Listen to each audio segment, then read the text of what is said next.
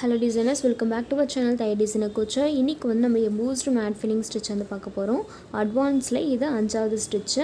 இதுக்கு வந்து நான் 2 கலர் நமக்கு தேவை. ஒன்று வந்து நான் ப்ரௌன் கலர் எடுத்திருக்கேன், இன்னொன்று வந்து க்ரீன் கலர் எடுத்திருக்கேன். நீங்கள் இப்போ எம்போஸ்டு மேட் ஃபில்லிங்லாம் பண்ணுறீங்க அப்படின்னாக்கா, நீங்கள் வந்து இப்போ வந்து நான் எப்படி எடுத்திருக்கேனாக்கா, இந்த ரெண்டையும் சேர்த்து தான் வந்து நான் ஒரு இதுவாக போட போகிறேன். ஸோ சேம் கலராக இருக்குது, ஒன்று வந்து டபுளாக இருக்குது, இன்னொன்று சிங்கிளாக இருக்குது. அதனால சேம் கலர்ன்றனால நான் ரெண்டுத்தையும் சேர்த்து வந்து போட்டுக்க போகிறேன். அடுத்தது இந்த க்ரீன் வந்து எடுத்திருக்கேன். நம்ம நார்மலாக சில்க் த்ரெட் வந்து இப்படி எடுத்து பண்ணுவோம் இல்லையா, இப்படி எடுத்து 2ஆக எடுத்து பண்ணுவோம். அந்த மாதிரி நீங்கள் இல்லை பண்ணாதீங்க. ஒன்று பாபினை சுற்றி வச்சுக்கோங்க, இல்லை இந்தமாரி 2 த்ரெட்டாக எடுத்துக்கோங்க. இந்தமாரி இந்த மெத்தட் வந்து யூஸ் பண்ணிக்கோங்க. ஏன்னா நடுவில் த்ரெட்டு வந்து காலி ஆகிடும், அப்போ நமக்கு வந்து கஷ்டமாக இருக்கும். ஸோ இந்தமாதிரி ரெடி பண்ணி வச்சுக்கோங்க. அடுத்ததான் வந்து இந்த மாதிரி கோணி ஊசி இருக்குல்ல, இது வந்து ரொம்ப பெரிய சைஸ் ஊசி. நீங்கள் வந்து சின்னதான ஒரு கோணி ஊசி இருக்கும், நீங்கள் அதை கூட எடுத்துக்கலாம். ஏன்னா காது கொஞ்சம் பெருசாக இருக்கும். நமக்கு வந்து இந்த மாதிரியான த்ரெட்டு வந்து கோக்க போகிறோம். ஸோ இந்த பூ கட்டுறோம் இல்லையா, இந்தமாரி த்ரெட்டு வந்து நம்ம இதுக்கு யூஸ் பண்ண போகிறோம். ஸோ ரீசன்லாம் நான் சொல்கிறேன். இப்போ நம்ம எப்படி பண்ணுறதுன்னு பார்க்கலாம். ஸோ இதுதான் இதுக்கு தேவையான திங்ஸ். இப்போ ஸ்டார்ட் பண்ணலாம் நம்ம. இப்போ வந்து பார்த்திங்கன்னா, நான் வந்து உங்களுக்கு ஒரு ஸ்கொயர் பாக்ஸில் வந்து போட்டு காட்டுறேன். இந்தமாதிரி ஒரு ஸ்கொயர் பாக்ஸ் வந்து போட்டுக்கோங்க.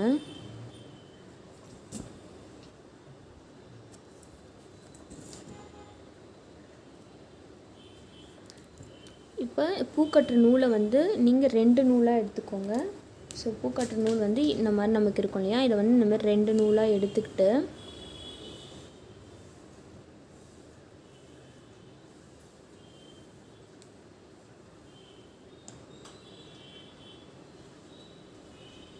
இந்தமாரி 2 நூலாக எடுத்துக்கோங்க. எடுத்துட்டு இப்போ இதை வந்து அந்த காது வழியாக கோர்த்து இந்த மாதிரி எடுத்துப்போம் இல்லையா, நார்மலாக எடுப்போம்ல, இந்த மாதிரி வந்து எடுத்திங்கன்னா உங்களுக்கு இந்த திக்னஸில் நூல் கிடச்சிரும். ஸோ நான் அந்த மாதிரி தான் எடுத்திருக்கேன். ஓகேவா?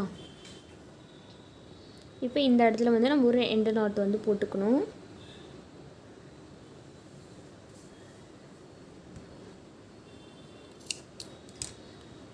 எண்டு நாட் போட்டுட்டு இப்போ அந்த ஸ்டார்ட் பண்ணலாம். இது வந்து நம்ம ஈவன் நம்பரில் வந்து இதை குத்தி வெளியே எடுக்கணும். ஃபஸ்ட்டு நான் இந்த இடத்துலேருந்து ஊசி உள்ளே விட்டு த்ரெட் எடுத்துக்கிறேன். எடுத்துகிட்டு இப்போ என்ன பண்ணுங்கள், இந்த நூலை நல்லா ட்விஸ்ட் பண்ணுங்கள். ஓகேவா? இந்த மாதிரி நல்லா ட்விஸ்ட் பண்ணிங்கன்னா அந்த நூல் வந்து பிரிஞ்சு இல்லாமல் சேர்ந்து நீட்டாக இருக்கும். ஸோ இப்படி பிடிச்சிட்டு இந்த இடத்துல வந்து குத்தணும். இது நம்ம எந்தளவுக்கு எம்போஸ்டாக அந்த த்ரெட்டை எடுக்கிறோமோ அந்தளவுக்கு ஸ்டிச் வந்து நல்லா எம்போஸ்டாக தெரியும். இப்போ என்ன பண்ணுங்கள், இதுக்கு பக்கத்துலேயே ஊசி குத்தி நூலை வெளியே எடுத்து ட்விஸ்ட் பண்ணிக்கோங்க. நல்லா ட்விஸ்ட் பண்ணிவிட்டு இந்த இடத்துல குத்துங்க. ஸோ இதே மாதிரி நம்ம இந்த பாக்ஸ் வந்து ஃபுல்லாக ஸ்டிச் பண்ணணும். இது வந்து ரொம்ப டைட்டாக பண்ணாதீங்க, கொஞ்சம் லூஸ் விடுங்க. நம்ம நடுவில்லாம் ஸ்டிச் கொடுப்போம், அப்போ அந்த டைம் லூஸாக இருக்கும். ரொம்ப டைட் பிடிச்சிங்கன்னா நைட்டில் நமக்கு அந்த இது கொடுக்க முடியாது. இது ஒரு நடுவில் வந்து நான் ஒரு நூல் அளவுக்கு கேப் விட்டுருக்கேன். அந்த மாதிரி நூல் அளவுக்கு கேப் விட்டு நீங்கள் பண்ணிங்கன்னா உங்களுக்கு நீட்டாக வரும். இதை நல்லா ட்விஸ்ட் பண்ணிக்கலாம். பண்ணிவிட்டு இதே மாதிரி தான் நான் ஃபுல்லாகவே வந்து பண்ண போகிறேன். இதை வந்து ஈவன் நம்பராக வந்து பண்ணிக்கோங்க, ஆட் நம்பர் இல்லாமல் ஒரு ரெட்டைப்படையாக வந்து போட்டுக்கோங்க.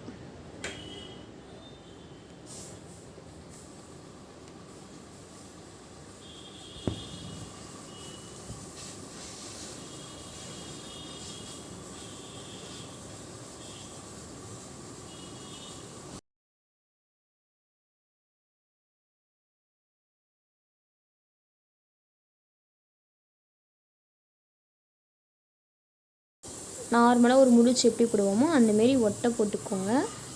போட்டுட்டு கட் பண்ணிக்கோங்க. ஸோ இப்போ இந்த மாதிரி நமக்கு இருக்கும். ஸோ இதில் தான் நம்ம வந்து ஸ்டிச் பண்ண போகிறோம். இதுக்கு வந்து நான் த்ரெட் நீடில் தான் எடுத்திருக்கேன். த்ரெட் நீடில் வந்து எடுத்துகிட்டு இப்போ சென்டர்லேருந்து ஸ்டார்ட் பண்ணுவேன். சென்டர்லேருந்து நம்ம ஸ்டார்ட் பண்ணும்போது நமக்கு ஃபினிஷிங் வந்து நீட்டாக கிடைக்கும். சும்மா ஒரு சின்ன லாக் வந்து போட்டுக்கிறேன். சில்க் த்ரெட்டில் நார்மல் த்ரெட்டில் போடுவோம் இல்லையா, அந்தமாரி ஒரு சின்ன லாக்கு.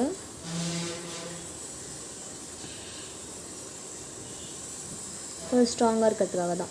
அதேமாரி த்ரெட் வந்து ரொம்ப டைட் கொடுக்காம ஒரு லைட்டான ஒரு லூஸ், ரொம்ப இறுக்கமாக இல்லாமல் லைட்டான லூஸில் 2 த்ரெட்டுக்கு இடையில நம்ம லாங்காக ஒரு செயின் போட்டுக்கலாம்.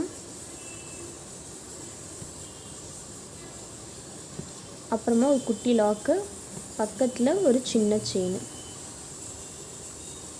இப்போ மறுபடியும் நம்ம லாங் அண்ட் ஷார்ட்டுக்கு எப்படி போடுவோம் அந்த மாதிரி இதை நம்ம கண்டினியூஸாக ஒரு 5 டைம்ஸ் போட போகிறோம். எப்படின்னா அந்த லாங் செயினை ஈவனாகவே போட போகிறோம். ஃபஸ்ட்டு செயின் எப்படி குத்தி எடுத்தோமோ அதே மாதிரியே 5 தடவையும் அதே மாதிரியே குத்தி எடுக்க போகிறோம். நார்மல் மேட் ஸ்டிச்சில் என்ன பண்ணமோ அதே ப்ரொசீஜர் தான். இப்போ நம்ம நடுவில் ரோப் கொடுத்து பண்ணுறோம், இன்னும் கொஞ்சம் எம்போஸ்டாக தெரியறதுக்கு. இந்த ரோப்பை வந்து நீங்கள் இன்னும் கொஞ்சம் திக்னஸ் வச்சுக்கணுன்னாலும் வச்சுக்கலாம். லாக்கு, பக்கத்தில் செயின், அதுக்கப்புறமா நார்மலாக. இப்போ நான் 4th டைம் பண்ணுறேன். ஸோ நம்ம இந்த ப்ரொசீஜரில் பண்ணும்போது, கீழே சொன்னேன், இந்த ப்ரொசீஜர் பண்ணும்போது நமக்கு ரொம்ப இழுக்காமல் கரெக்டாக பாயிண்ட் அந்த மாதிரி நமக்கு வந்து இருக்கும். நடுவில் மாதிரி த்ரெட் எதாவது இதுவானாலும் அதை போட்டு இது பண்ணாமல் ஜஸ்ட் அதை அப்படியே ஃப்ரீயாக விட்டு அப்படியே எடுத்துகிட்டு போங்க.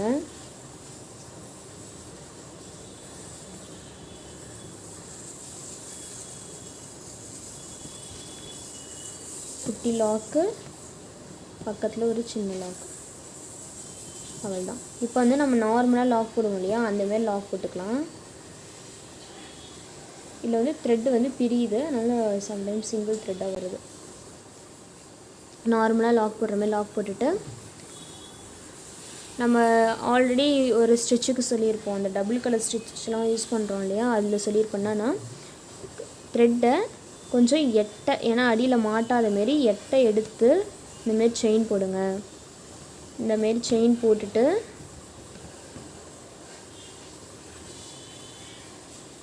குட்டி குட்டியாக லாஸ்ட்டில் வந்து குட்டி குட்டியாக அந்தமாரி செயின் போட்டிங்கன்னா அது வந்து லாக்காக இருக்கும். அதுக்கப்புறம் அடியில் இருக்க த்ரெட்டை எடுத்து இந்தமாரி மேல் பாட்டமாக வச்சுருங்க. ஏன்னா எந்த சிக்கும் ஆகாது. அதனால் நூல் வந்து இவ்வளோ நூல் வைக்கிறனால நமக்கு வந்து கொலாப்ஸ் ஆகிடும். ஸோ அந்த மாதிரி நம்ம இந்த இடத்துல வந்து த்ரெட்டை மேலே எடுத்து வச்சுக்கலாம். அடியில் வந்து கொஞ்சம் நமக்கு ஃப்ரீயாக இருக்கும் நமக்கு ஒர்க் பண்ணுறதுக்கு.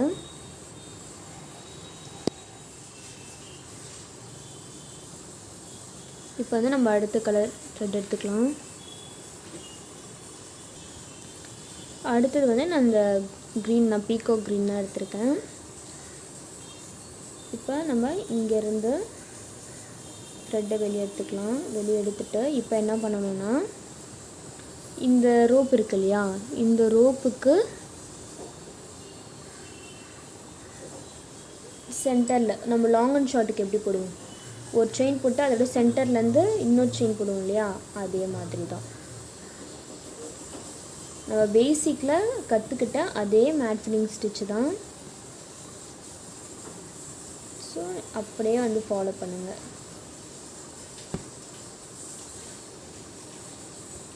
இந்த ரோப் வச்சு நம்ம ஸ்டிச் பண்ணும்போது என்னென்னலாம் கவனிக்கணும் அப்படின்னாக்கா, நம்ம போடுறோம் இல்லையா இந்த செயினை வந்து இப்போ இங்கேருந்து நம்ம செயின் எடுத்து இங்கே போடுறோம் இல்லையா, இதை ரொம்ப டைட் கொடுத்து இப்படி இறுக்கமாக போடாமல் கொஞ்சம் ஃப்ளெக்சிபிளாக நம்ம வந்து அந்த இடத்துல ஸ்டிச் பண்ணுறதுக்கான ஒரு ஃப்ளெக்சிபிளோடு போடுங்க. ஏன்னா இப்போ போடுறீங்கன்னா இந்த செயினை இது ரொம்ப இறுக்கமாக போட்டிங்கன்னா இது ரெண்டு இப்படி நல்லா இறுக்கமாகிடும். அந்த மாதிரி இறுக்கமாக ஆயிடுச்சுன்னா அடுத்தது நம்ம ப்ரௌனை குத்தும் போது இந்த இடம் வந்து நமக்கு கஷ்டமாக இருக்கும். ஸோ இதெல்லாம் தான் நீங்கள் மனசில் வச்சுக்கணும்.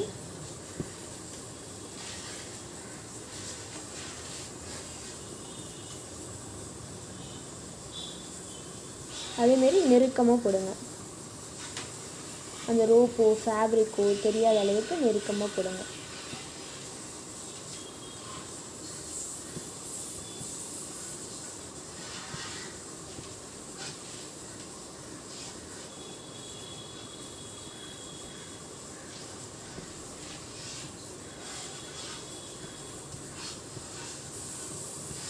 த்ரீ டைம்ஸ் போட்டிருக்கோம். பக்கத்தில் ஒரு ஸ்டிச்சு,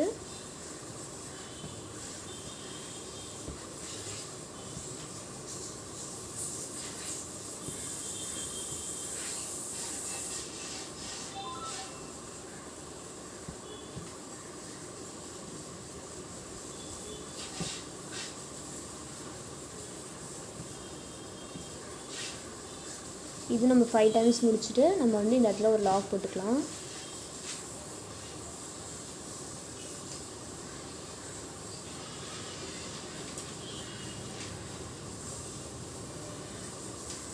இங்கே லாக் மட்டும் போட்டுட்டு இப்போ லைட்டாக எனக்கு த்ரெட்டு வெளியே தெரிகிறனால நான் என்ன பண்ணுறேன், அடியில் ஊசி விட்டு இந்த லாக்கை அந்த ஊசியோட இதில் மாட்டி கீழே எடுத்துட்டாக்கா நமக்கு வந்து ஃபினிஷிங் ஆகிடும். இதில் வந்து நான் பேசிக்கில் வந்து சொல்லியிருப்பேன். இப்போ ப்ரௌன் போட்டாச்சு, இந்த ப்ளூ போட்டாச்சு. இப்போ இந்த சைடு நம்ம ப்ளூ தான் போட போகிறோம். ஸோ சேமாக அந்த த்ரெட்டை நம்ம லாக் பண்ணிவிட்டு இங்கே கண்டினியூ பண்ணிக்க வேண்டியதான். எடுத்துகிட்டு என்ன பண்ண போகிறீங்க, இந்த ரோப்புக்கு நடுவில்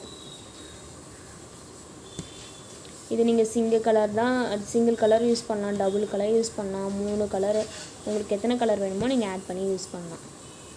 ஆனால் எத்தனை கலர் ஆட் பண்ணுறீங்களோ அவ்வளோ சேஃப்டியாக நீங்கள் நீட்டாக வந்து பண்ணணும். ஏன்னா நிறைய த்ரெட் வைக்கிறனால அதுவும் இப்போ ஒரு கலர் எடுத்தோன்னா அதில் 2 த்ரெட்டு வச்சுலாம் யூஸ் பண்ணுறோம். ஸோ அப்போலாம் வந்து த்ரெட்டு கச்சா மச்சான்னு ஆகி நமக்கு சிக்கிக்கும், அது வந்து மேஜர் ப்ராப்ளம் ஆகிடும். ஸோ வந்து மேக்ஸிமம் ஒரு 3 மட்டும் எடுத்து அது பண்ணுங்கள், 3 கலர் எடுத்துக்கோங்க.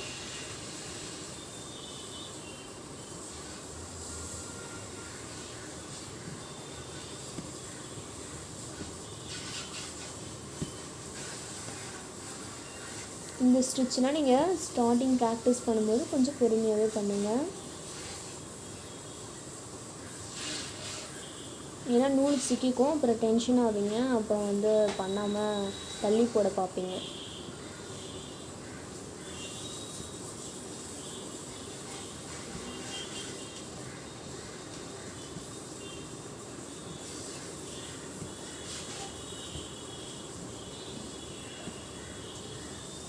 அதெல்லாம் இதையும் நான் 4 டைம்ஸ் வந்து பண்ணிவிட்டு நம்ம வந்து லாக் போட்டுக்கலாம். நீங்கள் கவுண்டிங்கை மறந்தீங்கன்னா கூட அதோட திக்னஸை வச்சு நீங்கள் அனலைஸ் பண்ணிக்கலாம். ஓகேவா?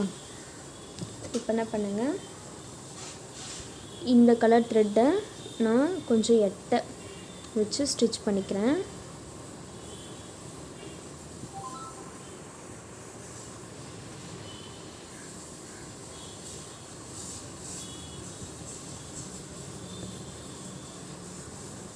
ஏன்னா தடுக்கக்கூடாதுன்றதுக்காக தான், இல்லைனா ஒன்றுத்துக்கு லாக் போட்டு நாட்டு போட்டு மறுபடியும் ஆரம்பிக்கிற மாதிரி இருக்கும். போட்டுட்டு அதேமாதிரி அடியில் த்ரெட் எடுத்து வச்சுக்கோங்க.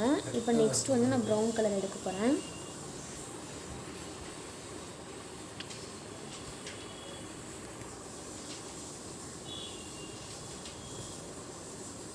இந்த ப்ரௌன் கலர் எடுக்கும்போது எடுத்து விட்டுட்டு இப்போ நம்ம இந்த இடத்துல ப்ரௌன் கலர் தான் ஸ்டார்ட் பண்ண போகிறோம்.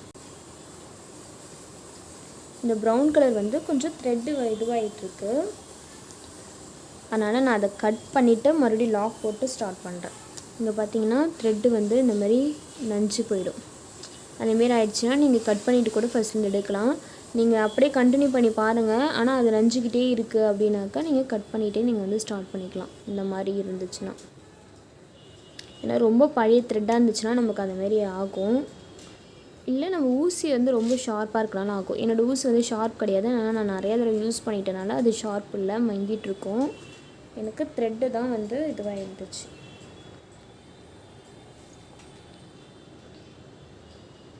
இப்போ நம்ம போடலாம்.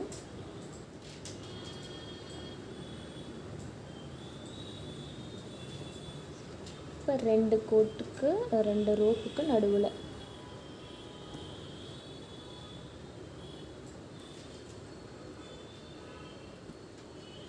இந்த ப்ரௌன் கலர் எல்லாம் ஒரே லைனில் ட்ராவல் ஆகும், இந்த ப்ளூ கலர் எல்லாம் ஒரே லைனில் ட்ராவல் ஆகும். நீங்கள் டபுள் கலர் யூஸ் பண்ணிங்கன்னா அது டிஃப்ரென்ஸ் தெரியும் உங்களுக்கு.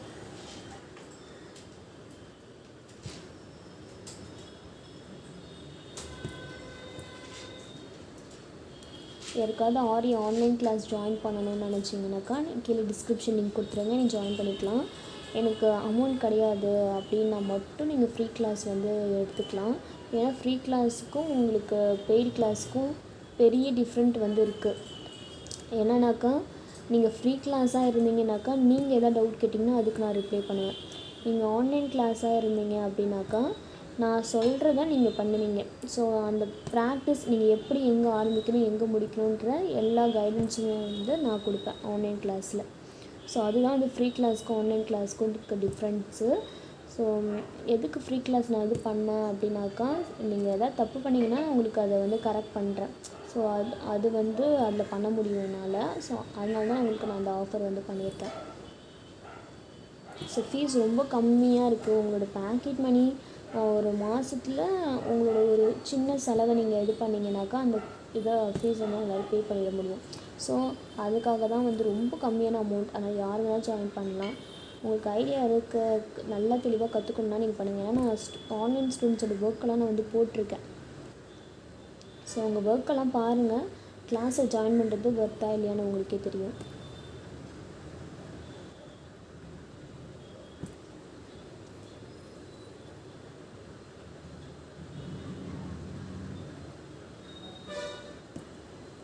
இப்போ இங்கே ப்ரௌன் முடிச்சுட்டேன். இப்போ அதேமாரி இந்த இடத்துல ப்ரௌன் பண்ணுறேன்.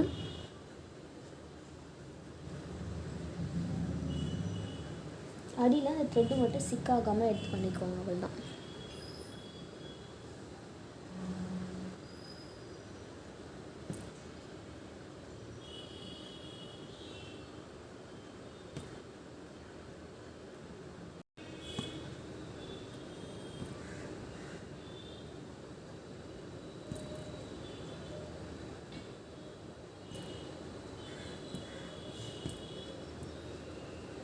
ஸோ உங்களுக்கு வந்து இது மேட் ஃபில்லிங் வந்து புரிஞ்சிருக்கும். இந்த ஒரு லைனை விட்டுட்டு நான் உங்களுக்கு ஃபுல்லாகவே மேட்டை வந்து ஃபினிஷ் பண்ணிவிட்டு உங்களுக்கு நான் காட்டுறேன்.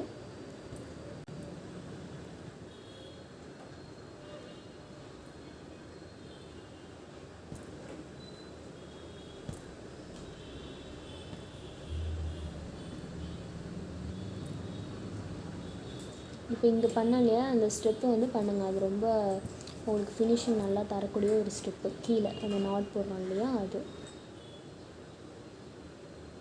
உங்களுக்கு நல்லா புரியுன்றதை நான் நல்லா பொறுமையாகவே, நீங்கள் இப்போ போட்டிங்கன்னா எவ்வளோ பொறுமையாக போடுவீங்களோ அந்தளவுக்கு நான் பொறுமையாக போட்டு காட்டுறேன். உங்களுக்கு ஒரு 2 தடவை போட்டு காட்டிட்டு நான் ஸ்பீட் பண்ணிட்டேன், இல்லைனா வீடியோவையும் வந்து நான் ஸ்பீட் பண்ணிட்டேன்னாலும் உங்களுக்கு வந்து நிறைய விஷயம் வந்து புரியாமல் போயிடும். புரிஞ்ச மாதிரி இருக்கும், ஆனால் உங்களுக்கு புரியாது, அந்த மாதிரி இருக்கும். ஸோ நாங்கள் லாக் போட்டாச்சு. இந்த இடம் வந்து ஃபினிஷ் பண்ண போகிறோம். ஸோ அங்கே எப்படி பண்ணுறதுன்னு பார்க்கலாம்.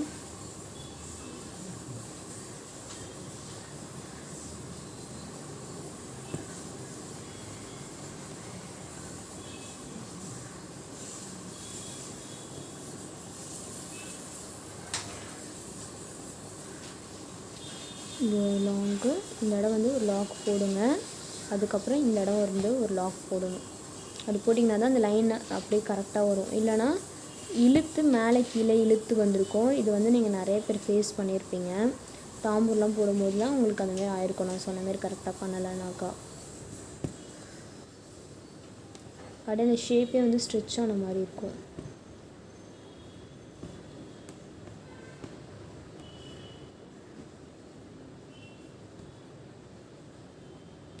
அதேமாரி நான் ஒரு டிப் வந்து அடிக்கடி சொல்லுவேன். எனக்கு தோணும் போதெல்லாம் அதை வந்து நான் சொல்லிக்கிட்டே இருப்பேன். என்னென்னா, எந்த விஷயத்த நம்ம கற்றுக்குறோன்னாலுமே வந்து அவசரப்படாமல் பொறுமையாக நிதானமாக, இப்போ வந்து உங்களுக்கு நான் சொல்ல நான் இருக்கேன். இப்போ ஆன்லைன் ஸ்டூடெண்ட்ஸ்க்குன்னு நான் சொல்ல நான் இருக்கேன். இதை பண்ணிவிட்டு அடுத்தது பண்ணுங்கள். இப்போ என்னோடய கைடன்ஸ் இருக்கனால நீங்கள் வந்து அதில் மட்டும் கான்சன்ட்ரேட் பண்ணி முடிச்சுட்டு அடுத்தது போவீங்க. இப்போ அதை நான் சொல்கிறதுக்கு நான் இல்லைனாக்கா, நீங்கள் இது கஷ்டமாக இருக்குன்ட்டு அதை விட்டுட்டு அடுத்ததுக்கு போகிறது, அதுவும் கஷ்டமாக இருக்க விட்டுட்டு அதுக்கு அடுத்தது போகிறது, இந்த மாதிரிலாம் பண்ணிங்கன்னா அந்த கோர்ஸ் வந்து உங்களால் ஃபினிஷ் பண்ண முடியாது. இது நான் யாருக்கு சொல்கிறேன்னா, ஃப்ரீ கிளாஸ் ஸ்டூடெண்ட்ஸ்க்கு சொல்கிறேன். நீங்கள் இந்த மாதிரி வந்து பண்ணக்கூடாது. நான் வந்து நீங்கள் எதாவது தப்பு பண்ணுறீங்க, என்கிட்ட நீங்கள் பண்ணுற ஒர்க்கை அனுப்பி கரெக்ஷன்ஸ் கேட்குறீங்க அப்படின்னா, நான் நீங்கள் பண்ணுற தப்புக்கான கரெக்ஷன்ஸ் வந்து சொல்லுவேன். அதுதான் வந்து காரணம். ஸோ ஃப்ரீயாக கிடச்சா அதுக்கான வேல்யூ உங்களுக்குமே தெரியாது. அப்படி ஃப்ரீயாக கொடுத்தா என்னாலையுமே வந்து என்னுடைய தேவைகளை வந்து பூர்த்தி பண்ணிக்க முடியாது. ஆனால் வந்து என்னால் ஒரு விஷயம் பண்ண முடியும். என்னால் ரொம்ப கம்மியான ஃபீஸில் வந்து உங்களுக்கு சொல்லிக் கொடுக்க முடியும். ஸோ அதை தான் வந்து நான் பண்ணிகிட்ருக்கேன். இப்போ நெக்ஸ்ட்டு வந்து நான் இங்கே ப்ளூ கலர். ஸோ இங்கே எப்படி நான் வந்து ஃபினிஷிங் பண்ணணும் அதே மாதிரி தான் இந்த இடமும் நான் ஃபினிஷ் பண்ணி காட்ட போகிறேன்.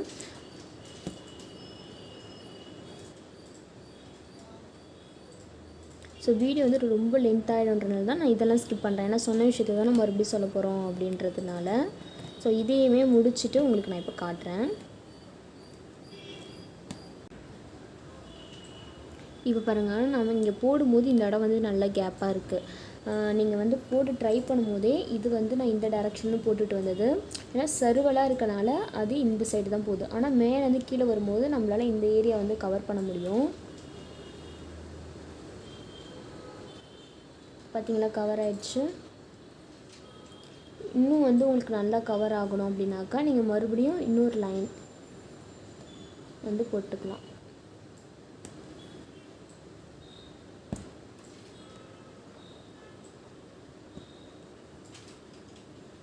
சிக்காகாமல் பார்த்து போடுங்க.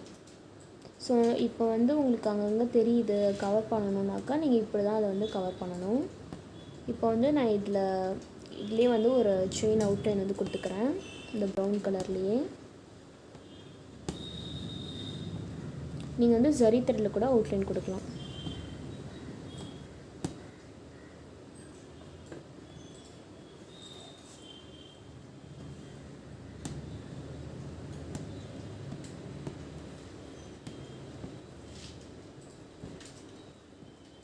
நம்ம ஷார்ப் எட்ஜ் எப்படி பண்ணணும்னு சொல்லியிருப்போம். ஆப்போசிட்டாக ஒரு சின்ன ஸ்டிச்சு போட்டு எடுத்துகிட்டு வரணும் ஷார்ப் எட்ஜு.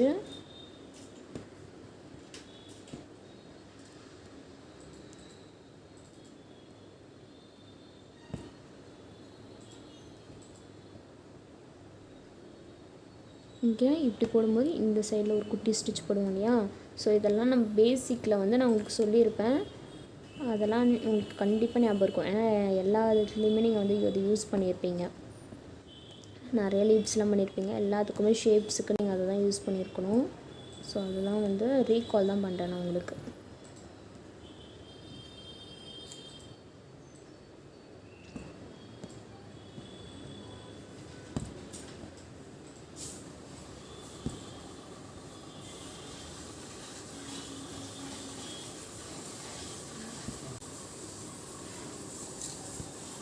ஸோ இதை டச் பண்ணி பார்த்திங்கன்னா உங்களால் ஃபீல் பண்ண முடியும் அது எம்போஸ்டாக இருக்கிறத. இன்னும் வந்து நீங்கள் ரோப்பை வந்து இன்னும் கொஞ்சம் திக்காக்கி கூட நல்லா சுருட்டி போடலாம். அது இன்னும் கொஞ்சம் உங்களுக்கு நல்லா எம்போஸ்டாக தெரியும். ஸோ இந்த ஸ்டிச்சை வந்து ட்ரை பண்ணி பாருங்கள். நீங்கள் வந்து பார்த்திங்கன்னா உங்களுக்கு நான் ஒரு ஷேப் கொடுக்குறேன். நீங்கள் இதையும் பண்ணி முடிச்சுட்டு இந்த ஷேப்ஸை வந்து நீங்கள் ஹோம்ஒர்க்காக பண்ணுங்கள்.